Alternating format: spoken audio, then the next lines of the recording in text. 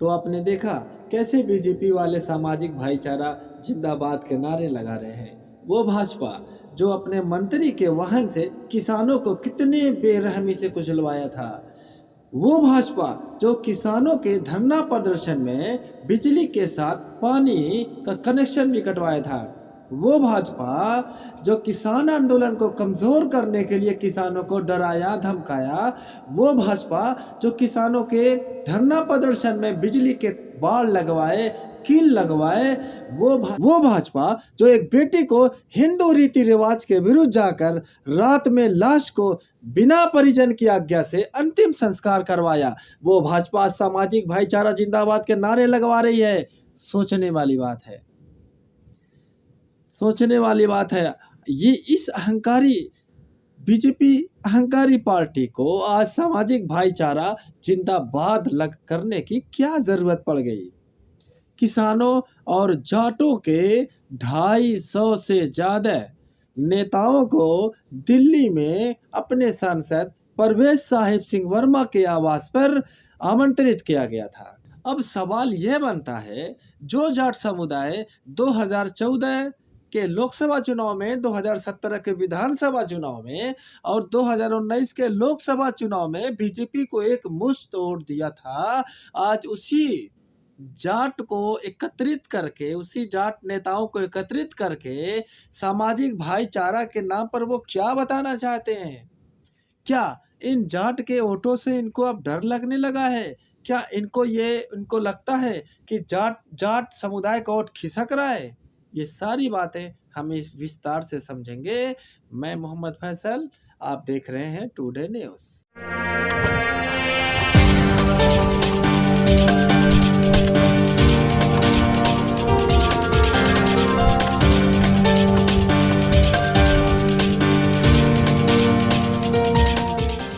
आज बीजेपी को सामाजिक भाईचारा बैठक आयोजित करनी पड़ रही है। उसके कई रीज़न हैं, उसके कई कारण हैं।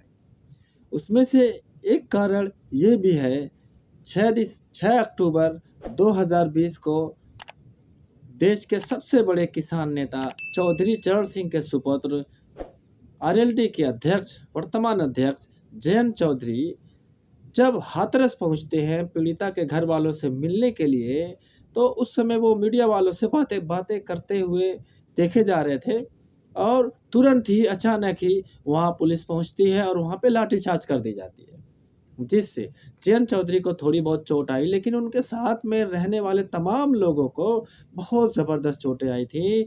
बल्कि अगर उनके साथ रहने वाले लोगों ने इनको घेरा बनाकर नहीं बचाया होता तो जयंत चौधरी को भी बहुत चोटें आई होती। आइए पहले उसका वीडियो देख लेते हैं।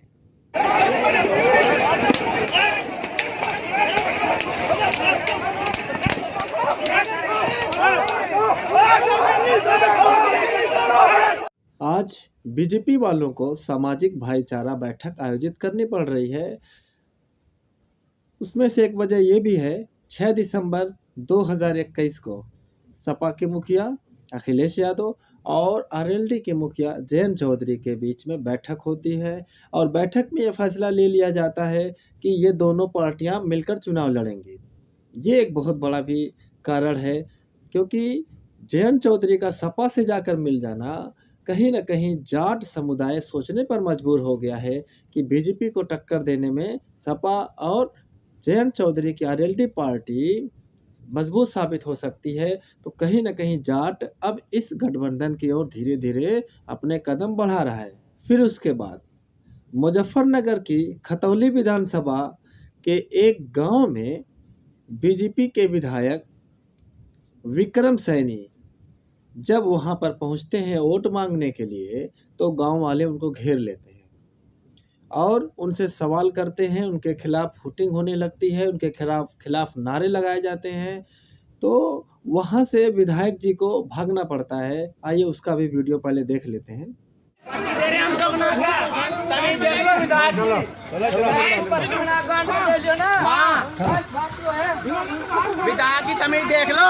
और भाजपा को सामाजिक भाईचारा बैठक आयोजित करना इसलिए भी पड़ रहा है क्योंकि पश्चिमी उत्तर प्रदेश में भाजपा के कुछ कार्यकर्ता प्रचार करने पहुंचे थे। तो वहाँ के जो जाट लोग थे वो भाजपा के कार्यकर्ताओं के गले में जो भाजपा का पट्टा लगा हुआ था उसको उन्होंने निकलवाया। बोला कि आप ये लगा नहीं सकते, आप ऐसे भाजपा का प्रचार नहीं कर सकते। तो कहीं न कहीं एक बार फिर भाजपा सोचने पर मजबूर हुई कि आखिर पश्चिमी उत्तर प्रदेश में ये क्या चल रहा है। हद तो तब हो गई जब बीजेपी के प्रदेश अध्यक्ष स्वतंत्र देव सिंह पश्चिमी उत्तर प्रदेश में पहुंचते हैं प्रचार करने के लिए, और तब उनका भी विरोध हो जाता है। विरोध होता कहाँ है? भाजपा के प्रदेश अध्यक्ष का विरोध उस जगह होता है जो चीनी का कटोरा कहा जाता है, अपनी मिठास के लिए मशहूर है। मुजफ्फरनगर में इनका विरोध होता है और फिर इनको भी वहाँ से जाना पड़ता है।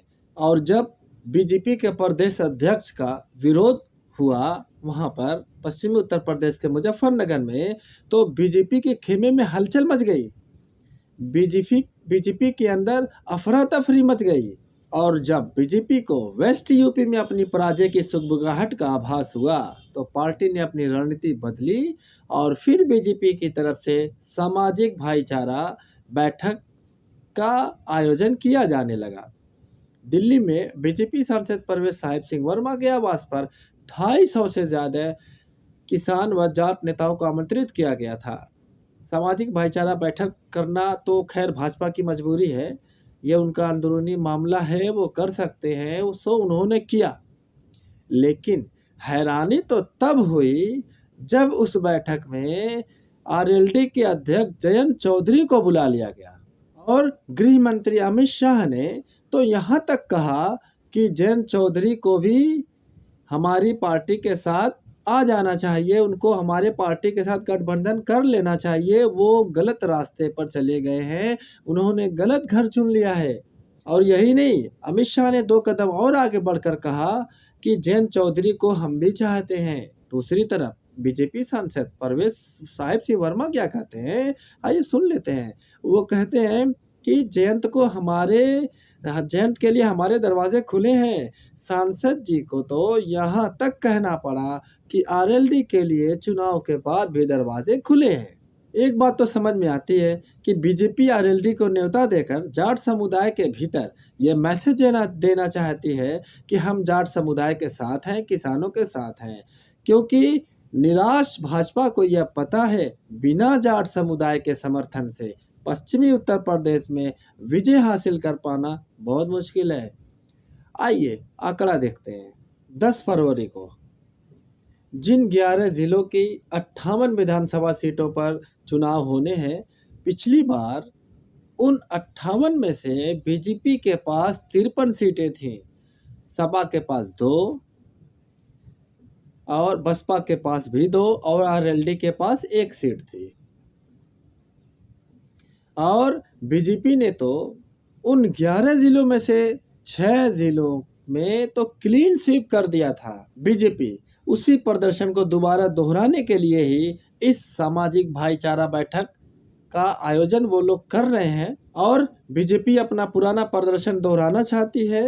वो इसीलिए इस सामाजिक भाईचारा बैठक का आयोजन कर रहे हैं। लेकिन दूसरी तरफ जयंत चौधरी को जब ये खबर मिलती है कि भाजपा की तरफ से इनको आमंत्रित किया गया है इस मीटिंग में और अपने साथ गठबंधन करने के लिए इनको आमंत्रित किया गया है, तो फिर उन्होंने तुरंत ही ट्वीट किया। क्या ट्वीट किया, आइए देखते हैं। और जयंत के इस ट्वीट से तिलमिलाए योगी आदित्यनाथ, मुख्यमंत्री उत्तर प्रदेश, उन्होंने तो अपना आपा ही खो दिया, धमकी देने पर उतर आए। और वो क्या कहते हैं, आइए पहले देख लेते हैं। एक गर्मी जो अभी किराना में और मुजफ्फरनगर में कुछ जगह दिखाई दे रही ना, ये सब शांत हो जाएगी इसके बाद। क्योंकि गर्मी कैसे शांत होगी, ये तो मैं मई और जून में भी इसको बहुत शिमला बना देता हूं।